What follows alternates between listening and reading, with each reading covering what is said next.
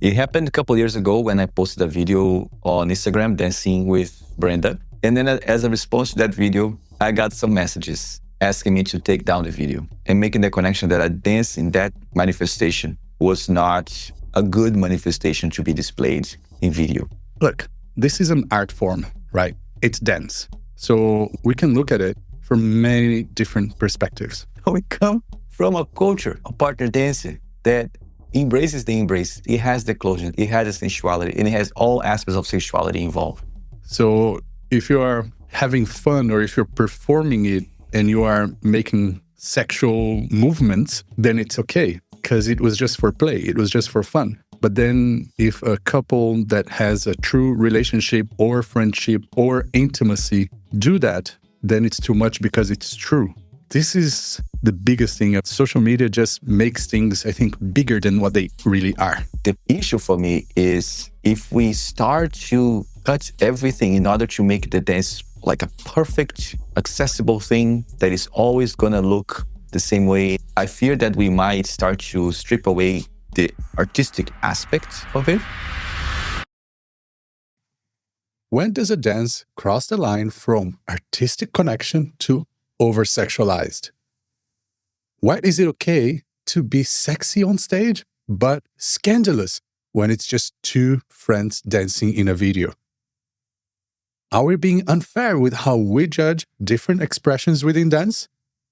Well, let's find out. Hello everyone, and welcome back to ZoukNerds. In this episode, Gui and I take a serious but open look at double standards in our community.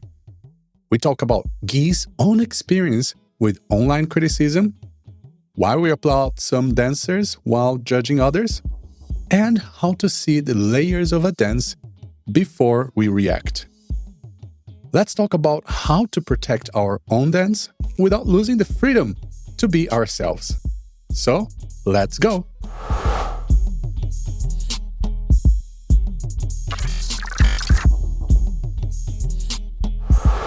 Hello everyone. My name is Alisson Sanji, and let's welcome back our beautiful co-host Gui Prada. Hello Gui, all the way from Sydney once again. Yes, hello Alisson, hello everybody. Welcome back to ZoukNerds. And today we're going to be discussing a topic that for a very long time we wanted to bring here for discussion. But as some of the other topics that we've been discussing recently, we were waiting for the right moment. The moment that we felt confident enough with our own research, with our own thoughts, to actually bring this here for us to discuss. And the topic for today is the double standards. What is it? What exactly do we want to talk about? There's been a lot of discussions over the years of what is right, what is wrong, what is a good representation of the dance, what is not a good representation of the dance. And yeah, it's a big one that it's up for interpretation, of course, depending on what lens you're looking from the most traditional to the most alternative. And I want to give the microphone to Gui to start this conversation because Gui has had the lenses on him, and I think that would be a great way to start. How was that experience for you, Gui, when the lenses and the spotlights were on you in this topic of double standards? Yeah. It happened a couple years ago when I posted a video on Instagram dancing with Brenda. And in that video, in the caption, I put like fire or hot, something like this. Because in the dance, we were very close, face to face with each other. We were looking at each other very close, nose to nose, eye gazing.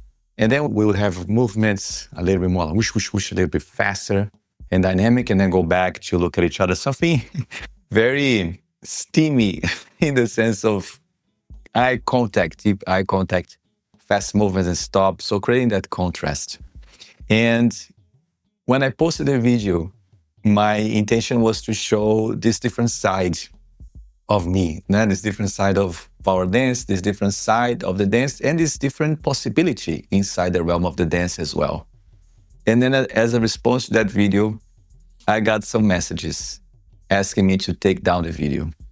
And in the request to take down the video, the main argument was that it was a misrepresentation of the dance. It was over-sexualized and what other people would think if they saw the video. And then there was a lot of back and forth and stuff like that with the person who messaged me. And the person who messaged me in the name of a couple of other people who also got in touch with them because they were closer to me. And I said that I wouldn't remove the video, but I would be open to explain a little bit more what the video is about in the caption, because it's one of my best friends, someone that I love deeply. And we were having a dance that was true. We were not acting up or anything. It was a truthful demonstration of connection between me and her. And the backlash that came from that was, this is too much. People will think this, people will think that. And I remember one of the things that the person said was, imagine if your girlfriend was dancing with a guy like this. And then my response was, I actually enjoy that, because for me, she'll be having fun. She's having a good time. She's clearly having a good time because I was able to work all the concepts of jealousy and, being threatened by someone else that has a dance better than me. I worked this through in my social dance life. But it was interesting to see that argument and making the connection that I dance like that, and making the connection that I dance in that manifestation was not a good manifestation to be displayed in video. So that sparked for me a lot of reflection, because to my lenses, to my execution of the dance as I was dancing, it was, connection of two people who care deeply about each other. There is somebody filming that. And man, let me show that to people in my social media. To other people, to other set of eyes, too scandalous. Too much. So that's how it started for me, like this conversation, this observation, because for the longest time in my partner dance journey, in my partner dance training, we were actually invited to tap into these different modes, tap into the modes of the really gentlemanly, really poised, like super elegant kind of vibe, and being connected to the playful side where we play, we're not caring too much about our lines and our posture, and we also connect to our flirty side, to that mode that you go in, that you look in the eye, that you express desire in the platonic way because you are playing the character that does that. And connecting with these different modes that we would call the archetypes. We're connecting with the archetypes and how that makes us feel when we were dancing. Connect the archetypes to different music, connecting the archetypes to different dances, and expressing that. So I was never exposed to the idea that was wrong about that when somebody sees that, they will think this and this and this and that, which I think is a result of the age of social media, which I think is a result of the very short attention span that people have, and the very small space for people to look up things a bit more, to try to understand things a bit more, understand context, understand what's happening, just a quick judgment based on what they are seeing right there, right then. And their values, the way that they understand the world and the way that they express how they understand this world. So for me, it's a combination of all of these factors. And in partner dancing, because we have so many different manifestations of the same dance, the Brazilian Zouk, and not only Brazilian Zouk, guys, because for how many years, and it still happens, tango is associated with sensuality. How many years tango is associated with a rose in the mouth and faces? There was even this myth that you only dance tango serious, that you only dance tango seducing each other. To the point that when I started to see milonga, I started to see tango where people are dancing happy and smiling and playing. Initially, I was like, whoa. Tango is not like that. Tango is supposed to be serious. Tango is supposed to be I'm seducing you. Then you're supposed to be, I'm the macho and I am the lady. Even I experienced that. So just this set of judgments that we have running all the time. And because of social media, we feel brave. I don't feel brave to go and write very mean things, very intense comments on people's posts when you don't agree with what you're seeing or reading. So yeah, that's how it starts from me, Addison. I don't know how you want to take from here. In your experience of this, perhaps as the person witnessing these videos, as the person who is, on the other side, because now I just gave a little bit of the perspective of somebody who had someone come to them and ask them to take down something that they put out, so how is it for you watching all of this? Well, for me, I think it all comes down to context, just like what you mentioned in the middle of your report. Look, this is an art form, right? It's dance. So we can look at it from many different perspectives. Thinking about a stage, think about a performance, a choreography. There is a context. There is a story. There is something that the artists are trying to say with that performance, right? So when I look at a video on social media, I try to understand what is the context behind that video. Is it something like you're in a party and you're trying to promote the Brazilian Zouk community? To me, there's a certain dance that I would bring to show to that crowd in that context. But if I'm in a special place with somebody who can record me and my dance partner at that time, we may have an artistic choice to choose a certain song and dance a certain way to tell a certain story. So understanding that context, I will look at that dance in a different way.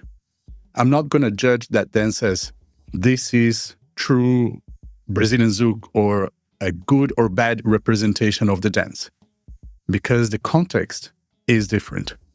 Before we started recording, I was telling Gui that yesterday, as I was flying, I was watching two separate comedians that were doing a special on Netflix. And they were talking about how, as a stand-up comedian, you are performing an act.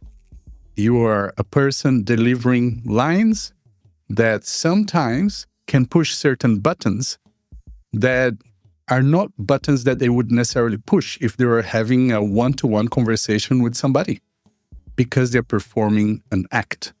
So we can bring that conversation to demos, to Jack and Jills, to shows in the Brazilian Zouk community, where we have seen certain behaviors or certain moves that sometimes can sexualize the partnership in dance, and they are somewhat rewarded by the audience, by the judges, or by social media likes and shares.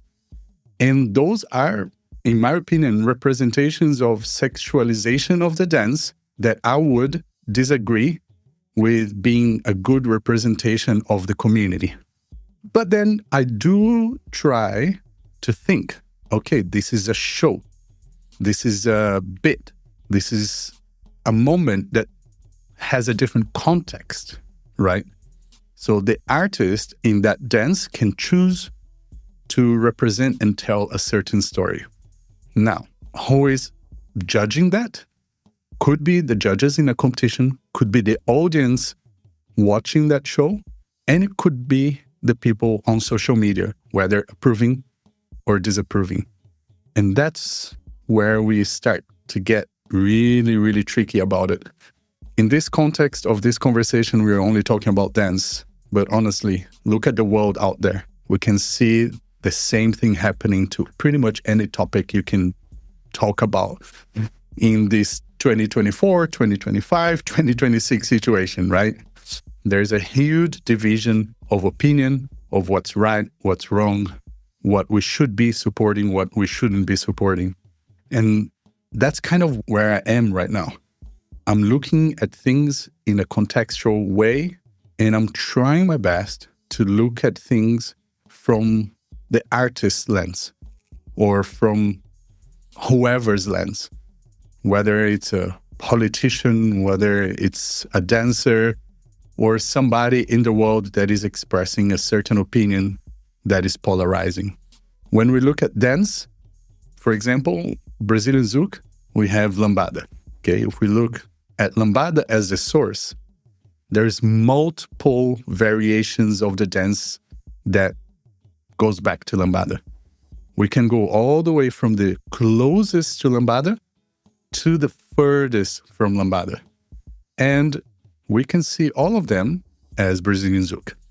So much so that there is a lot of discussion online right now and for many, many, many years about how other dance styles, such as bachata, are using a lot of Brazilian Zouk moves and techniques. And people say, if you just turn off the music, it's just Brazilian Zouk.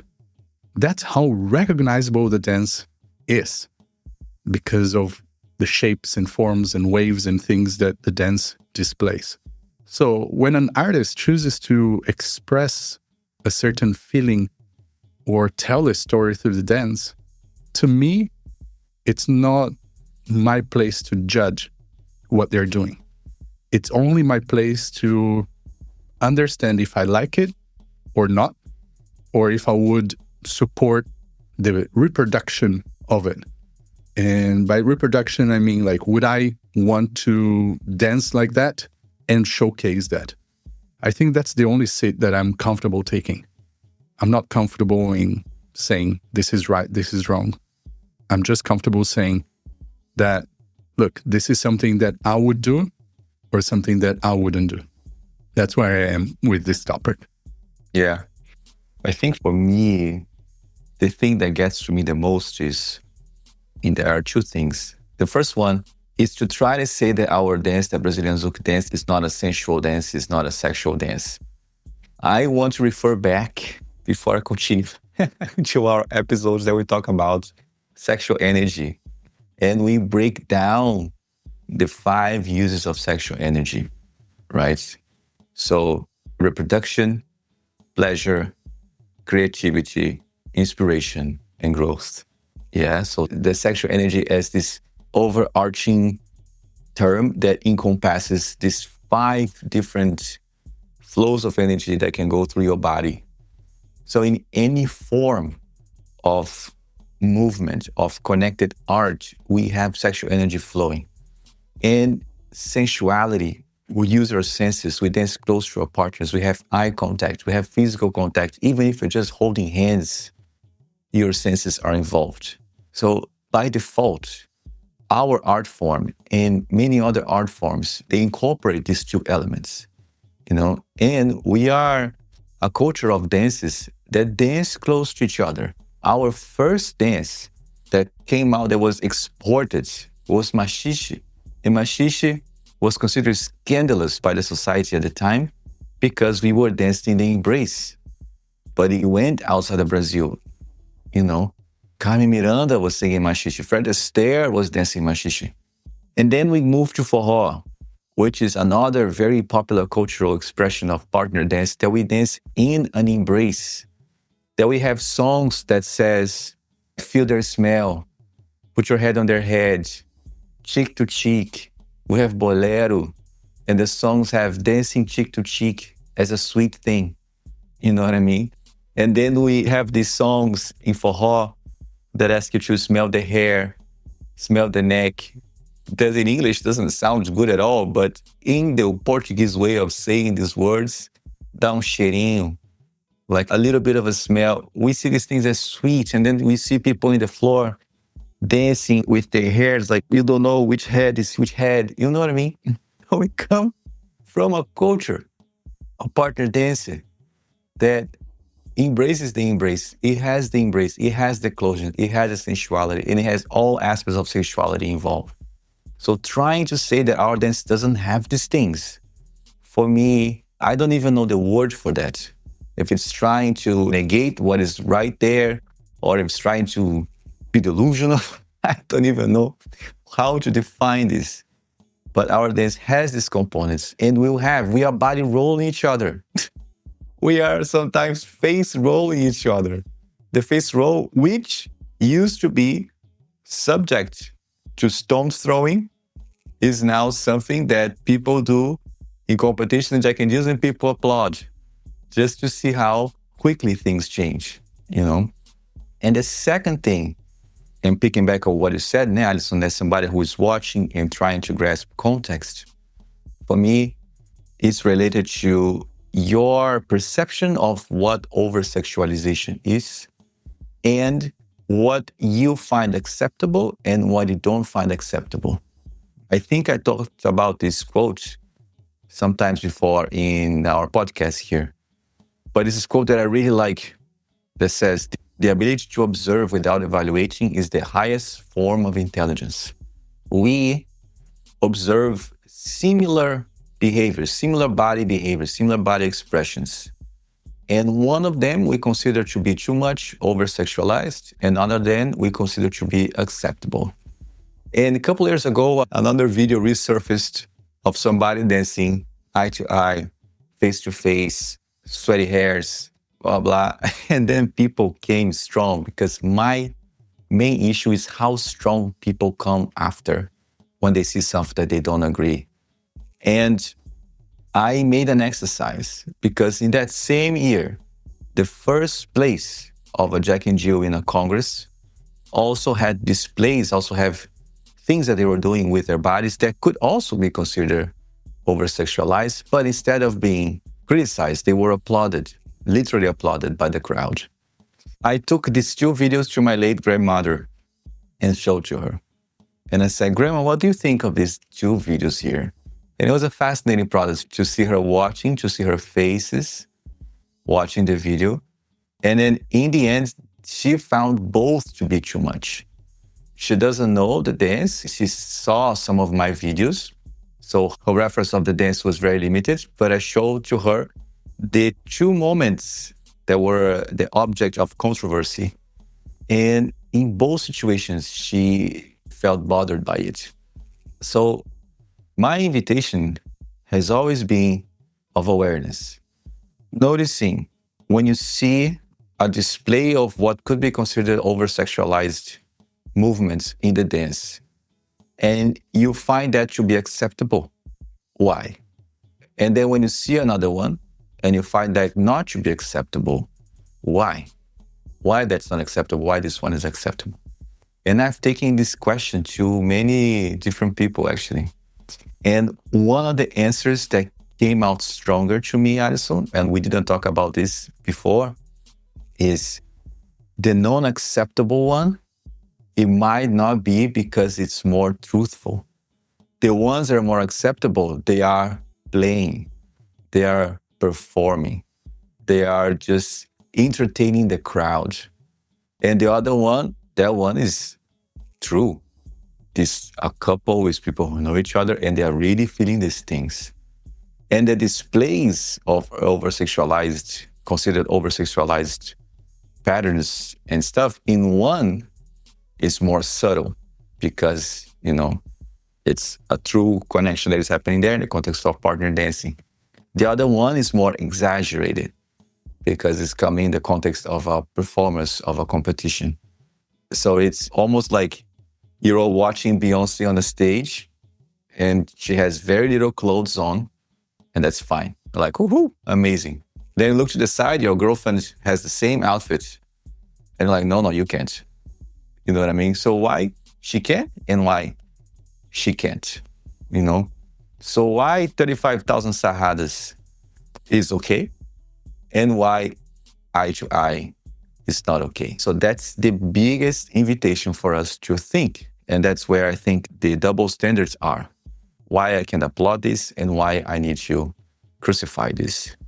So how do we go about all of this, Alison? Because I think this is the thing that gets to me the most. And this is my biggest source of wondering, source of wanting to say, wanting to reflect.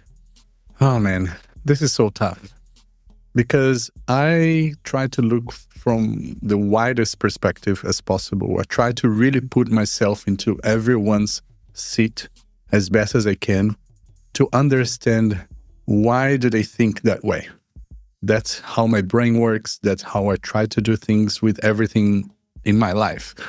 So when it comes to those topics, I'm reading all the comments, I'm doing my own research, looking at things outside of dance and then inside of dance, and try to understand, because I'm very curious about human behavior and human assessment about things that happen in life. And when it comes to dancing, I see that there is this thing that some people can even call it sort of a Brazilian energy to make fun of things, even when they're sexualized. So if you are having fun or if you're performing it and you are making sexual movements, then it's okay because it was just for play. It was just for fun. But then if a couple that has a true relationship or friendship or intimacy do that, then it's too much because it's true.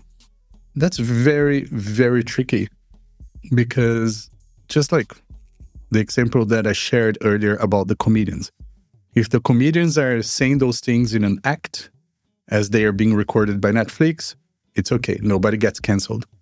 But if it's an interview where they're talking, face to face with a reporter or somebody who is interviewing them in a podcast, then it's a problem. But then why? Why is that the case? Why do we see a performance as something that is okay? Well, like I said before, if it's on a stage and they're trying to tell a story, it's one thing. But if they're being representatives of a certain community, then I think it can be an issue. Because what about all of the people who are new to the community and they don't have the history understanding, they don't have the context understanding that we have, for example? Oh, we can look at it and we can put that into a category of if it's for fun, it's okay. People who are new to the community, they don't understand that. They might look at it and go like, oh, if the teachers do, or if I see that on the stage in a show, in a performance, or if I see that in a competition, then it's okay. Because all of those things are a high-level representation of the dance. And they are being promoted, they're being shared, they're being liked, and they're being applauded. It's very tricky. It's very tricky. It's something that within myself and within my communities, I try to invite everybody to always look at it from different perspectives and to see how the intent and the context can affect the thing that you're watching, or also your own environment can affect how you judge that. There are places around the world where just holding hands is just too much, right? You can be very, very heavily penalized just for holding hands in public. But then there are other places that you can be naked in the park and it's totally fine. So this is the biggest thing about the world. It's a complex place, full of complex people and so many differences that social media just makes things, I think, bigger than what they really are. A lot of the times, people will just blow things out of the water just because, like division, polarization, all of those things, they create traffic on social media. They create likes, they create shares. Bro, it's such a unique time right now that it's almost hard for me to stay focused within the dance because there's so much else that I actually want to talk about. But I'm like, bro, in my head, I'm talking to myself here. That has nothing to do with dance. But at the same time, it has so much to do with how we are reacting to things in dance, right? That extreme behavior that we see on social media about all of the things happening in the world, they are affecting our family behaviors and interactions. They're affecting our friendships and the way we used to like somebody and now we don't like them because they have a different view from us.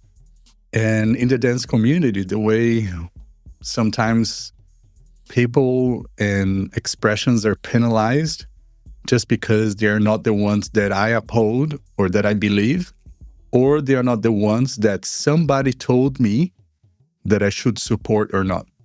Because I do question how many people actually believe in that, or how many people are actually in an echo chamber that they're just going with the crowd, right? Instead of actually looking at it and going, that doesn't offend me at all. I don't know why people are thinking that this is offensive or sexualized or anything that, splits the opinion in the crowd. Yeah. I think we are constantly confronted with our own bias at all times. And seeing from the perspective of a facilitator, an organizer, and someone who wants to protect this environment that we hold so dear. Because sometimes I see the aggressive responses as a desire to protect, a desire to nurture and protect an environment that they hold dear and they find it to be important in their lives, and they don't want anything to destroy that environment. So they protect it fearlessly. One of those two. So they protect with that. So when they see something that they consider that might destroy it, they will go for it. And I understand that 100%, and the invitation is perhaps to do how it was done to me. The person had the grace to get in touch with me directly and say, bruh, let's talk about this thing, versus that person could have gone straight on the comments and boom, destroyed everything. I had some hints in my comments, but the person came to me and talked to me, which gave me the chance to talk, to explain and, and come to a conclusion, kind of, what is this to be done? Maybe agree to disagree. Even if it's agree to disagree. Yeah. So putting myself in these shoes, I understand 100%. Putting myself in the shoes of someone who also wants to protect the culture, I also understand when there's a big risk of misrepresentation of what the dance is, which makes me think of another thing too, which is very concerning, how much we are being moved by fear, how much we are being moved by this constant insecurity that something is going to happen, and less being moved by understanding, compassion, caring. So I've seen certain videos and certain manifestations of the dance that I could perceive, like Alison was saying, if somebody doesn't know anything about the dance and they watch that, I can perceive they looking at it and saying, oh, this is not for me. This is really not for me. Or looking at that perception and looking at that small 1-minute video with no knowledge of the dance and make very quick judgments. Oh, this is not a dance for couples. Like I heard is one of the fears that they have. People have this fear that people look at it and say, oh, I cannot take my family there. Or I need to be single to be in this dance.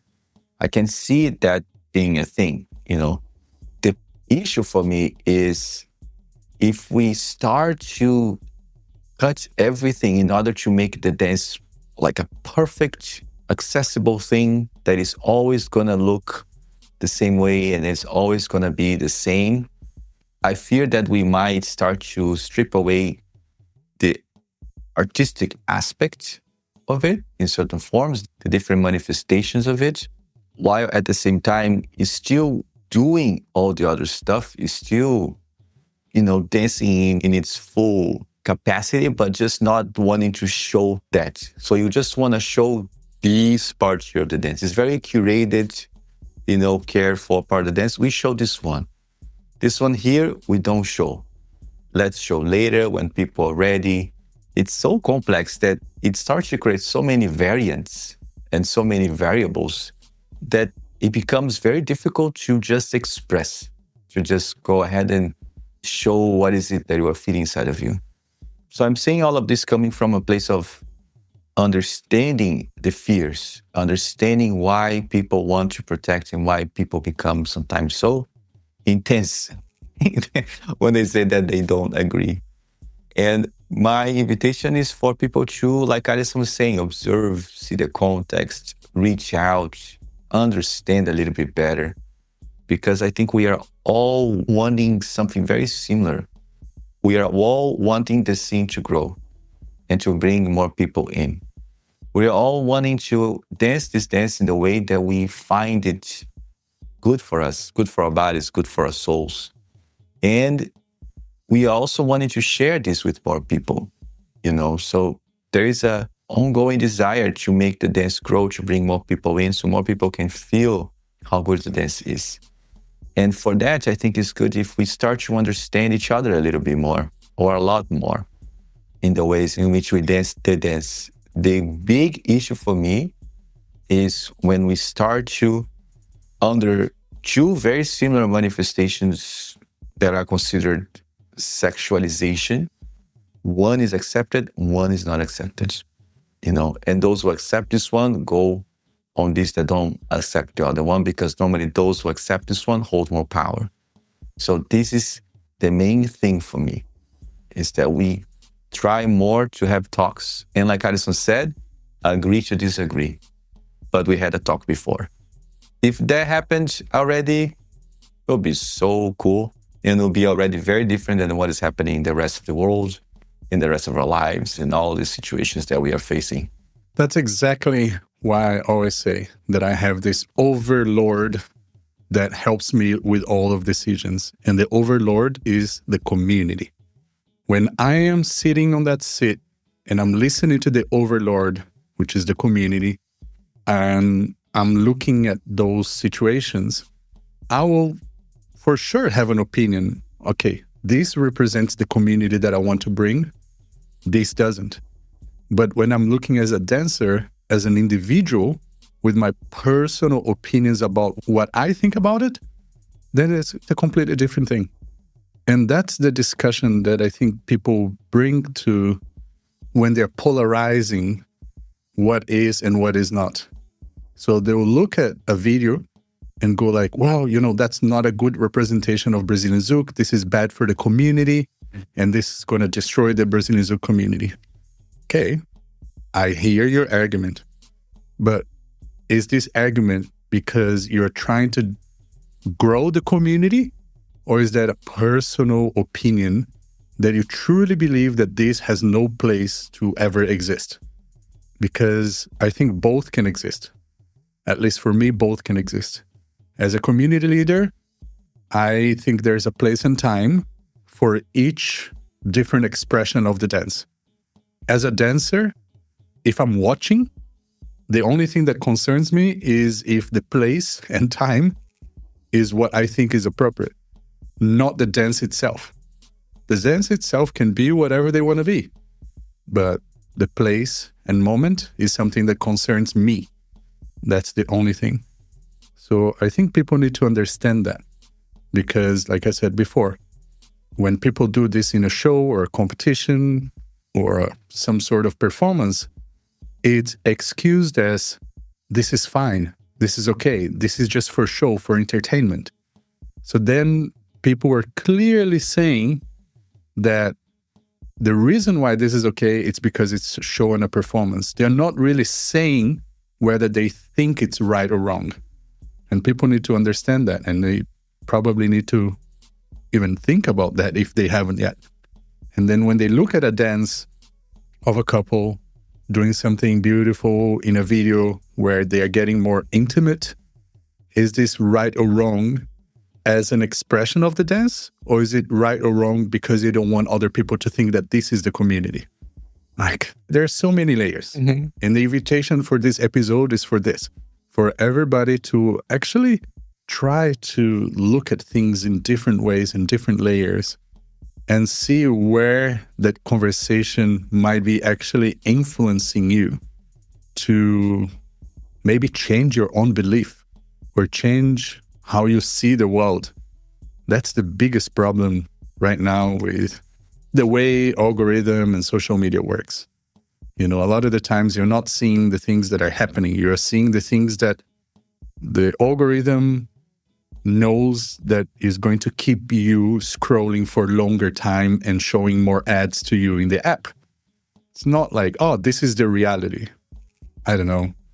Maybe I'm treading in some conspiracy theories here, guys. But as far as I understand, the algorithm is designed to make money for the ads, right? That's how it works in social media. And if I'm wrong, please put that in the comments.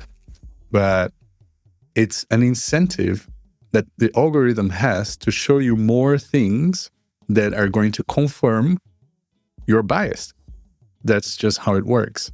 So I think we have to really be careful with what we believe. We really need to do our own research for any topic out there, but also do our research internally and understand your own opinion, not what your friend said, not what your teacher said, not what somebody in a higher position of power said.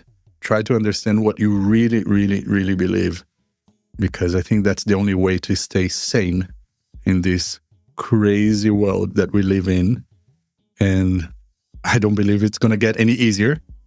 So I think to stay sane now and to build a thicker skin for the future as it gets crazier and crazier, we need to build some systems to make sure that we have thick skin and we also have a very deep understanding of how we feel.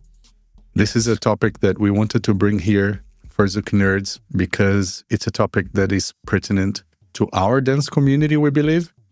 But, it's something that it's a global thing.